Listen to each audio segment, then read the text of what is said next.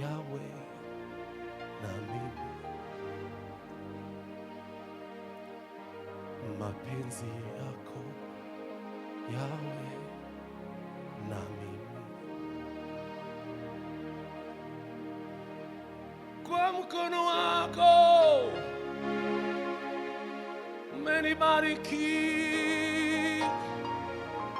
kwa mkono wako kweli umenibariki, kwa mkono wako kweli umenibariki, kwa mkono wako kweli umenibariki. Mapenzi yako yawe na mimi, mapenzi yako yawe na mimi, kwa mkono wako kweli umenibariki, kwa mkono wako kweli umenibariki,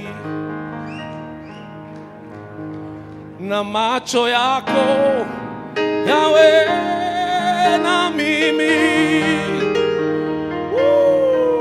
na macho yako yawe na mimi, kwa mkono wako kweli umenibariki, kwa mkono wako kweli.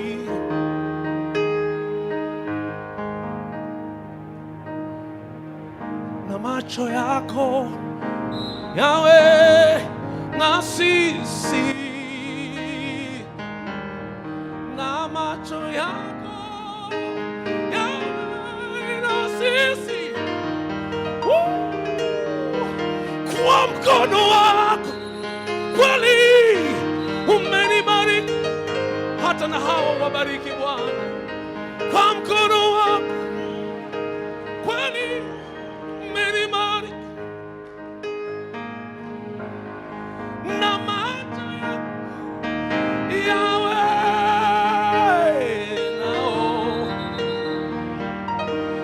na macho yako yawe na sisi, kwa mkono wako kweli uwabariki, kwa mkono wako kweli uwabariki, kwa mkono wako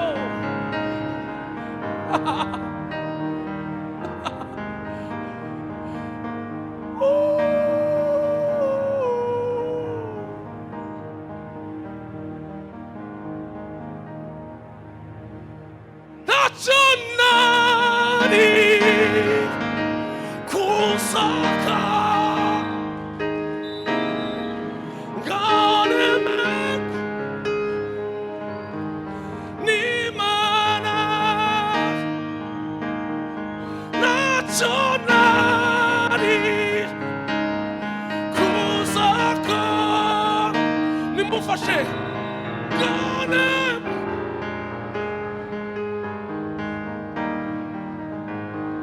nachonani.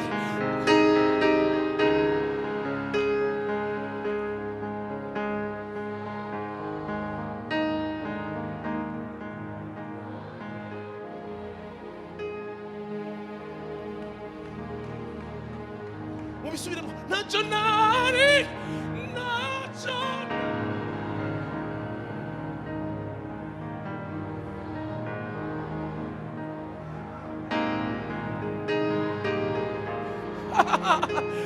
One more time, one more time. Nachonani kusokor, dani da da da da da da da, kusokora, ngone merwe.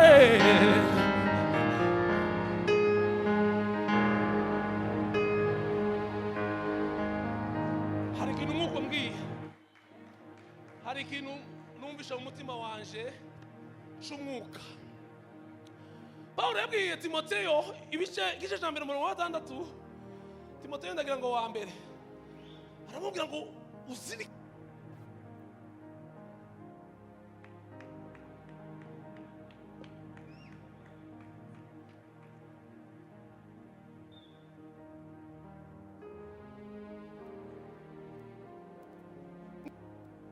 muze mbabwire mwese wewe dore ukunda hande bamaze kuririmba. Yes. Nene ziyo cihindurishe bizabigenza gute? Nukubaha iyi mpano itavuye mu gusenga kwabo, ivuye mu kurambikwa ibiganza. Ntacyo nari uririmbe kuzaka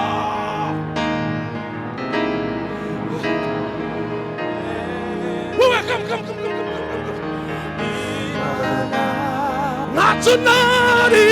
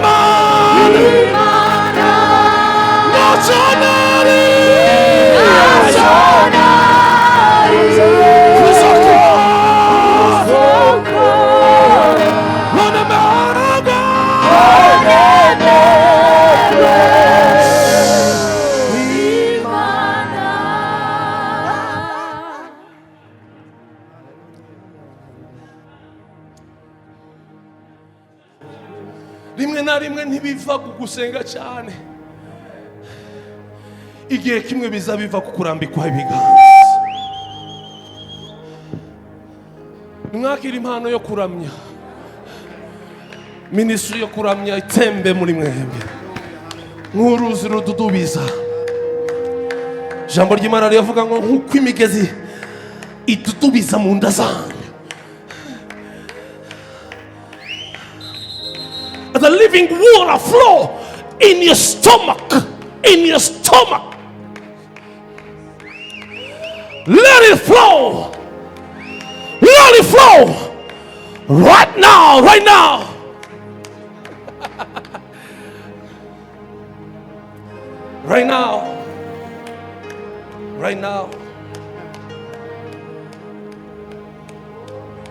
Azengi mini na anomali darida le brazus te kepi la josta na la kebe le kamavuta manuke kuri mwe muri no muji wa Gasorwe, kuri mwe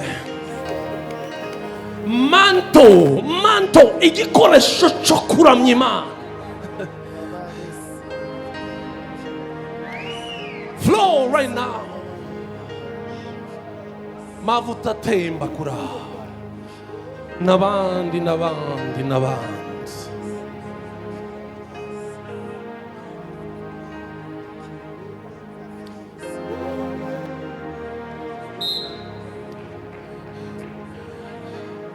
Amavuta temba kugeremo now.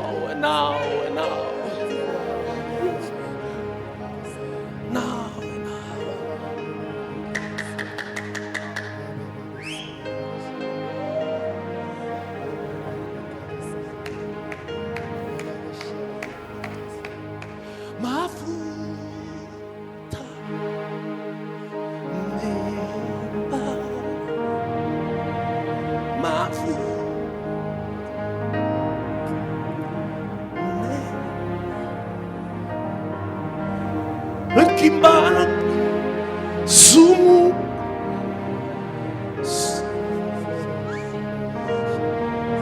mavu tane baho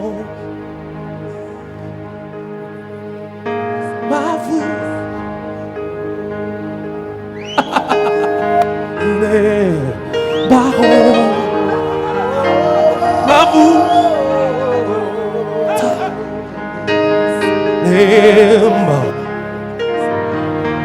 Rakimana sumu zi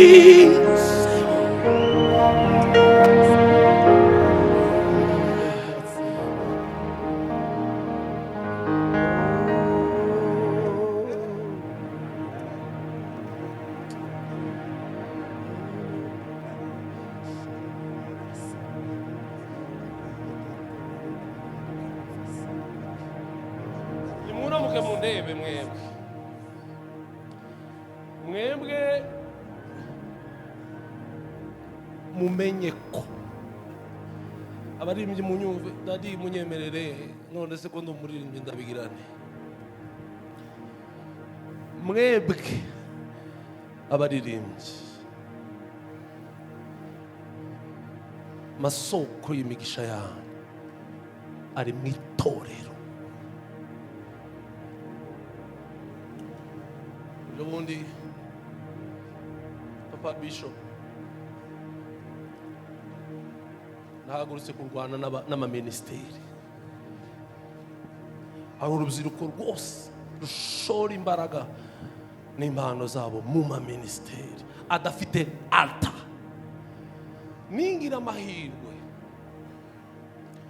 muri iyi minsi isigaye ngasubira nkabona umwana, zaba ndimo ndavuga hejuru y'umumaro wa altar. Altar ni iki? Podium. Altar. Guérison des âmes ntabwo ari kashe papa representa, si kashe, si impapuro, ni altar. Ni altar. Ntabwo ari sinyatira. Ibyo ni ubwenge kandi bigahekera mu bwenge gusa, ariko guérison ni altar. Altar.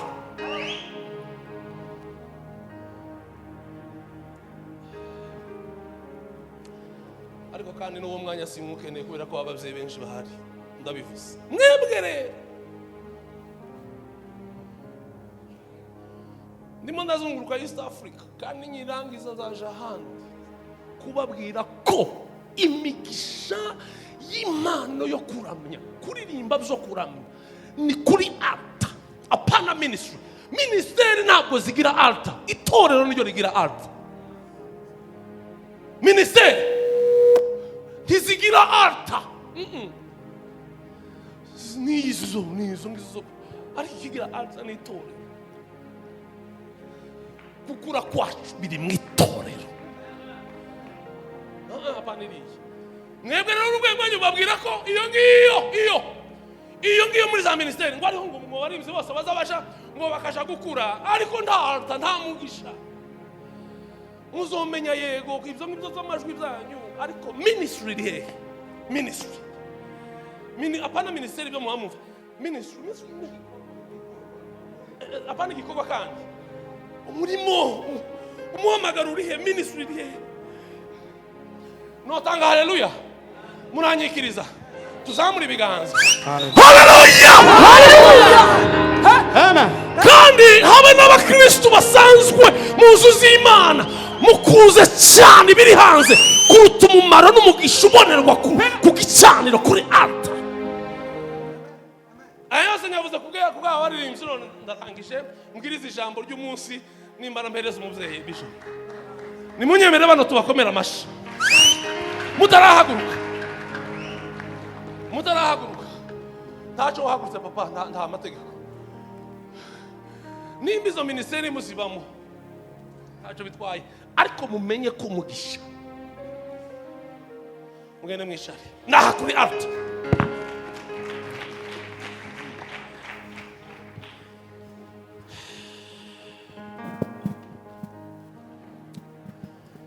Yohana ibice 6 umurongo wa 6.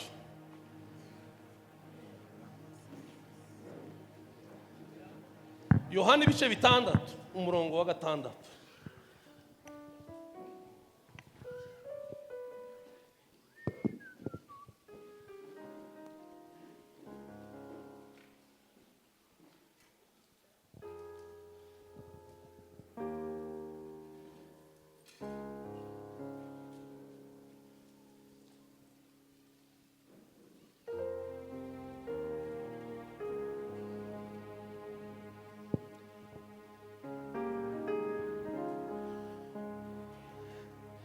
Ndagira buri wese nahasome aho ngaho nyine uri muri Bibiliya yawe, bangu wasoma uwo murongo wonyine. Ya je Bibiliya mfite yambwiye ngo cyatumye amubaza atyo, yagira ngo amugerageze ubwe yarazi icyo ari bukore. Yere nsome kandi aho nyine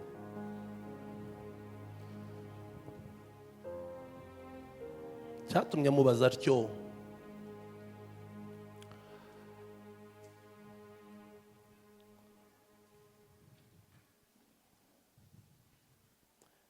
yagira ngo amugerageze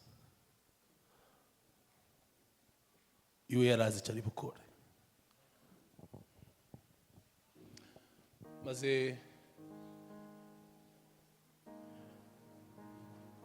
kwakira buno butumire naje amezi 4 yarashize.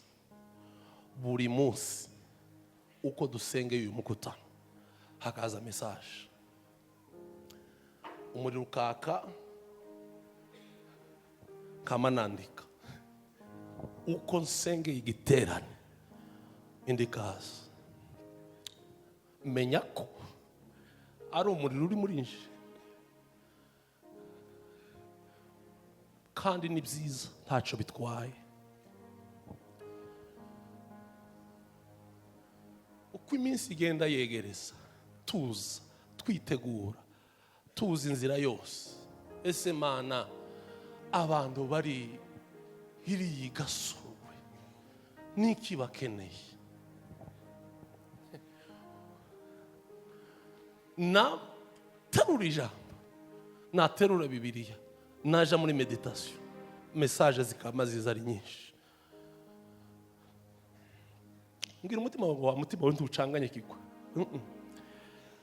ahubwo hari ikimana ishaka kugeza iri joro ziyaziguma kuguza hishurirwa ko abantu benshi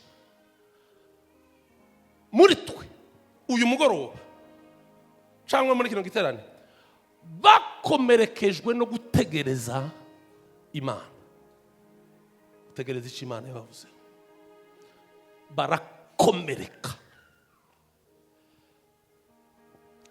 Ndatangara Revera Muso w'imakamba ni babiri, hari uw'imakamba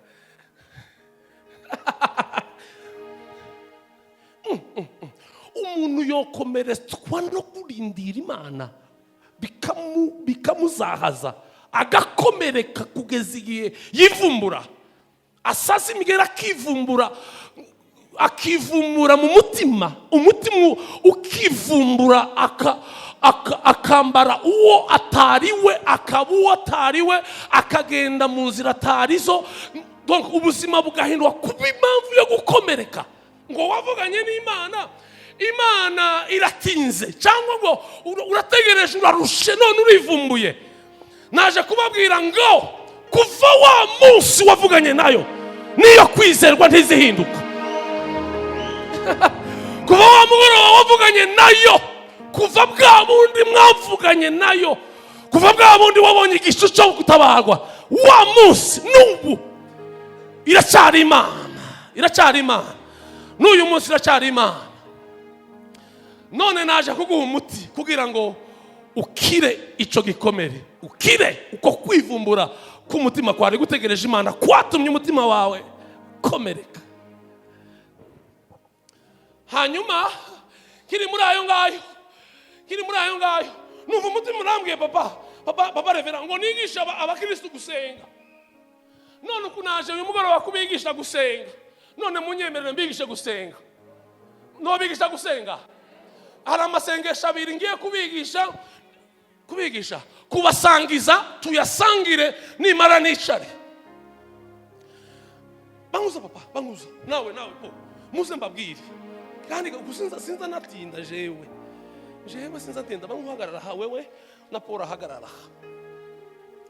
Abana abantu babiri bari mu giterane, bari muri Bethlehem, abandi bakaba muri Gerizo, muri Minivame n'ahandi amatorero dufite hano kuri uno musozi. Uyu nguyu akeneye Imana, n'uri arayikeneye, ariko abantu babiri basenga kubiri gutandukanye.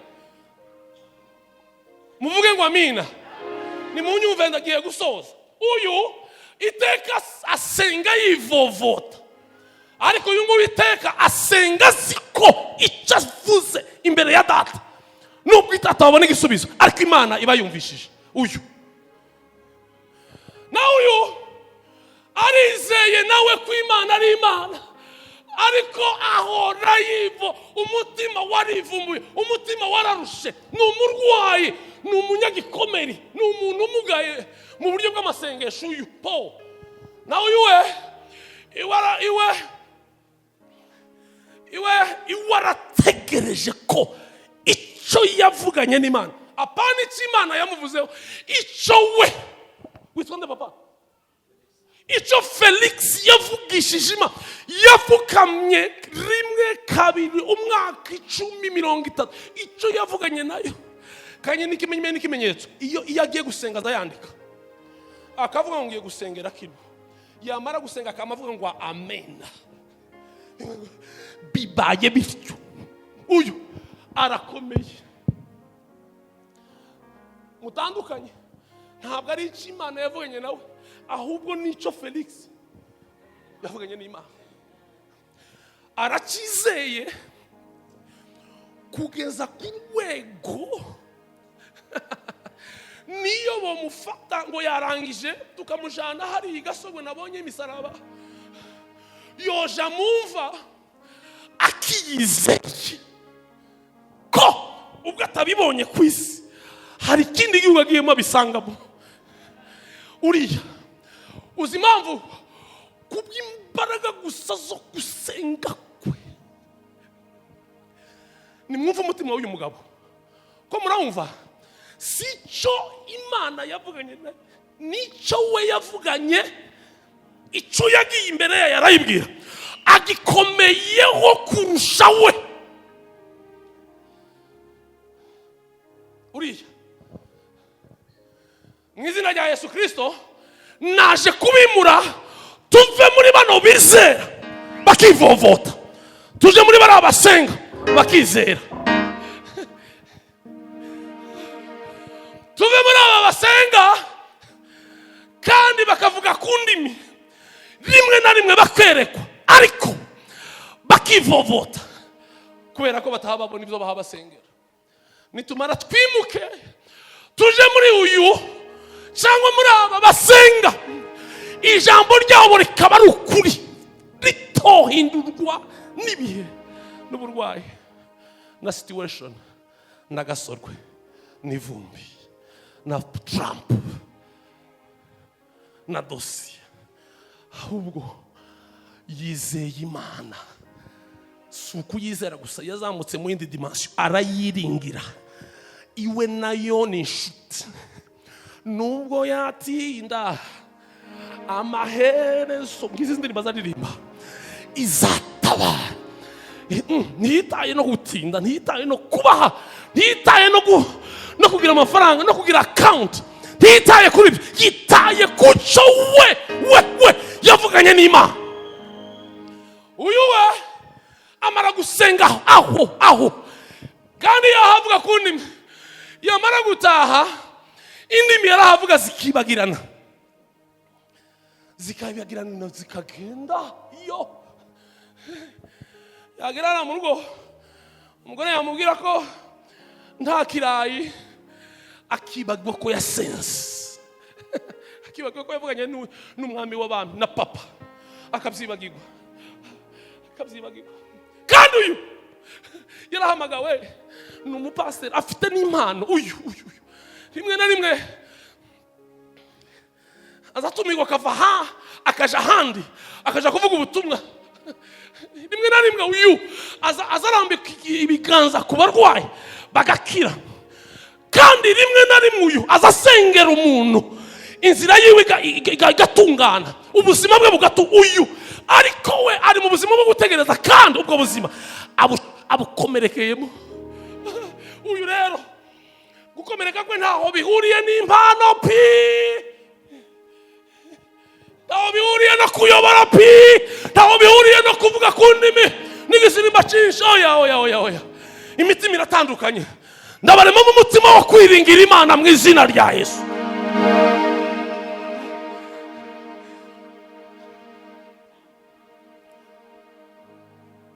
Uyu ntaza kangwa na rugavuga, ndakangwa n'abayoboye, naho bose bogenda bakinjira mu kunyurwa, ariko iwe akaguma hariya aracyategereje gusa. Ntibimuciye intege, ntibimubyariye ishari, ntibimubyariye umutima mubi, arakomeye. Uwo yavuganye nawe ni uwo kwizerwa. Naho itabikora muri buno buzima, hari ubundi buzima Imana izamuremera.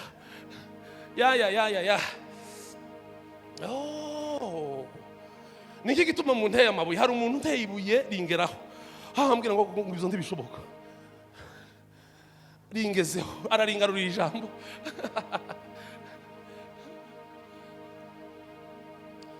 Umunsi umwe arazazomye, Yesu abwira abigishwa, uwari umwegereye ni Tomasi. Aramubwira, Toma, abantu babaye benshi, amaze kubura amaso arebye ibiraha, ni ya makuru y'abantu 5,000 Yesu yahagisha.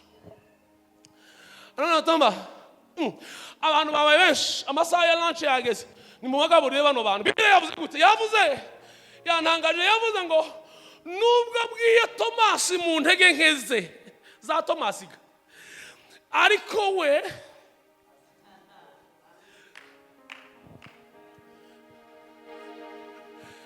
Toma, nyamugisha we, nubwo ugeragejwe bingana gutyo, we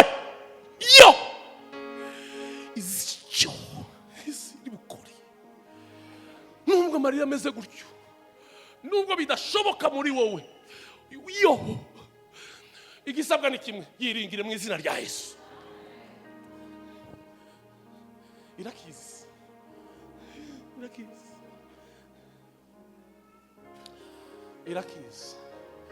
Munyemerere duhindura amasengesho, tuje muri Felix, tuje muri Felix twese umukutano wose, twige gusenga, twizeye uwo dusenga ko nubwo yobikora vuba cyangwa gatinda,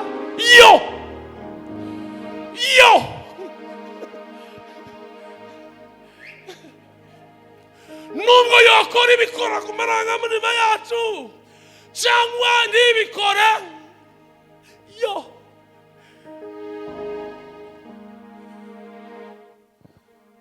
ndabarahiye n'ukuri kw'Imana yo mu ijuru. Impamvu ndahiye ko sinza ndahira nuko icyo ngiye kubabwira ngo ihagazeho, n'ukuri kwa Imana niyo kwiringirwa, n'ukuri kw'Imana. ayi haleluya iramanutse mu mutima no itanga haleluya niyo kwizerwa uzimpamvu dushwana n'imitima yacu igakomereka nuko dufata kwizerwa kwayo tukama tubuhinahina tugashaka kubihuza nuko twebwe dukeneye. Urafata imana uyihuze n'icyifuzo cyawe tibihuye niso mbwira mugenzi wawe ngo ni data yo. Hanyuma rero muranyemerera mwese okay ngaho senga nk'umuntu wakomeretse uziko utegereje ariko warushe wivumbuye niko tebaza basenga. Mana naragusenze nakweretse izo nakweretse ariko nubwo umutima yacu ikomeretse nubwo ibyo navuze mbona ntaki ayagikunda ariko ndabizi kuzabikora nawe ibyo wavuze nubwo mbona bitarimo bishoboka ariko ndabizi ko hari igihe uzabikora ibintu ngibi.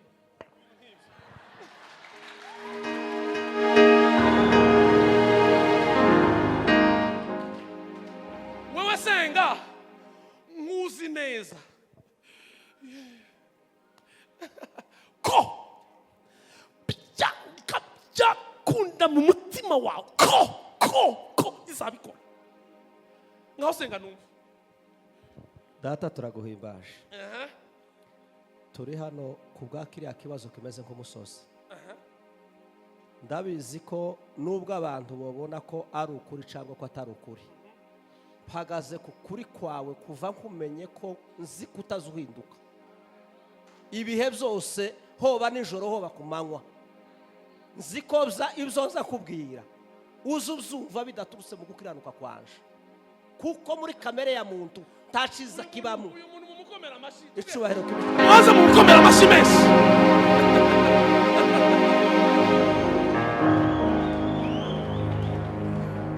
Okay na nimba sabza ngo dukoma amashi ariko isengesho ryari rigikomeje komeza data ryari ryarangiye.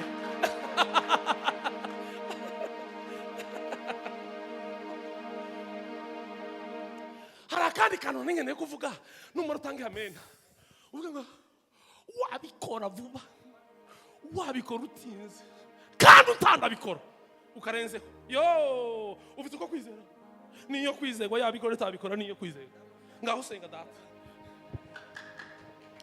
iki kintu usengeye wogikora wihuse wogikora utinze nta nizeye ko igihe kizozira kizosanga kikwizeye. Amen. Uyu muntu tumukomera amashi menshi.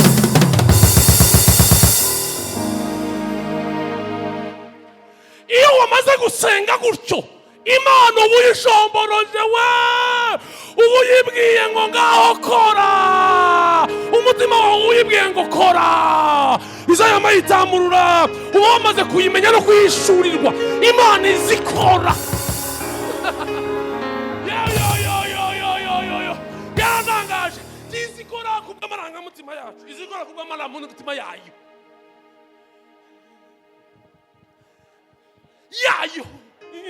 noneho twebwe tukama tuzana amarangamutima yiri imirimba umwana w'imirimba hano dadi tizikora mu marangamutima y'ikirundi tizikora mu marangamutima y'ikinyamurenge izikora mu marangamutima yayo. Isengesho rero rikora mu marangamutima ni ukuyibwira ngo byaba bitaba uriyo iyo byamaze kugenda gutyo mu yandi magambo bava murefu amarangamutima yawe ubu yasingazinze uyafashe ukamuyatera hasi ukayasimbuka ukayahonyora yawe amarangamutima yawe ubu yamaze imbaraga hakaba hasigara yayo gusa.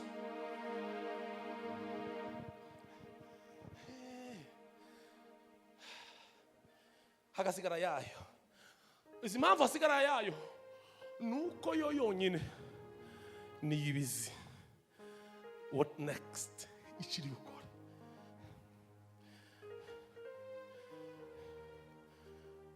imana ibaho umugisha.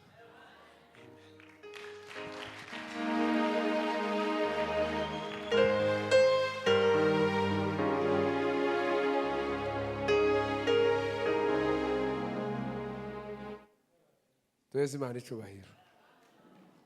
Amen. Tuzogeza ninga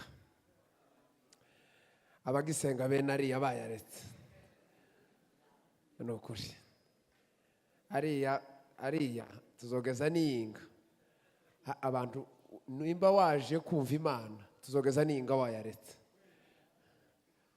Imana iguheze umugisha. Amen. Yesu yo kwibarisha ikintu kugira ngo akurebe ariko abafite umuti nukuri yababashije uko bagaburira abantu baravuga ngo habe niyo twogira gute ariko ngo muri we yarazi ico gukora. Amen. Abo tubana mu ikanisa murabizi Yesu asibyaza dukorera muri tugiye kumva irindi jambo tutaririmbye siko tituririmbe tw'amatwumva irindi jambo Imana kubera ko izi ko iri bukore. Ejo bundi naganiriye n'umuntu w'umurundi bababarire kuvuga gutyo nyine aho narindi barambaza ngo umunyekongo ngo vuga ngo uko mubayeho mu nkambi nari muyinga mukira ku ncamake y'ukuntu tubayeho hano ko tuza dupokera 38,000